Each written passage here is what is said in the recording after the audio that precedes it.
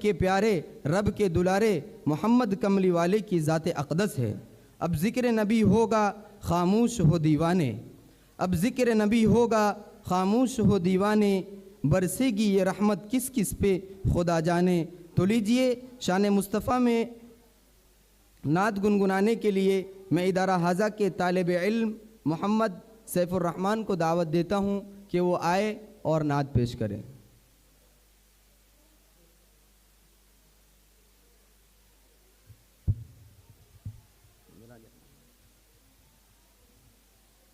अस्सलामु अलैकुम रहमतुल्लाहि व बरकातुहू। मैं तो उम्मती हूँ शाहे उमम, कर दे मेरे आका नज़र करम। मैं तो उम्मती हूँ शाहे उमम, कर दे मेरे आका नज़र करम। मैं तो बेसहारा हूँ दामन भी है खाली, नबियों के नबी तेरी शान है निराली।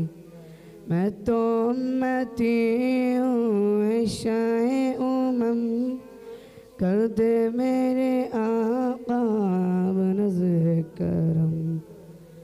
उनके अंधेरों ने यूं घेरा हुआ है, आका दुश्बा जीना मेरा हुआ है। बिगड़ी बना दो मेरी तैवा के वली, बिगड़ी बना दो मेरी तैवा के वली। नबियों के नबी तेरी शान निराली। मैं तो उम्मती हूँ शाए उमम, कर दे मैं क़ाब नज़र करम।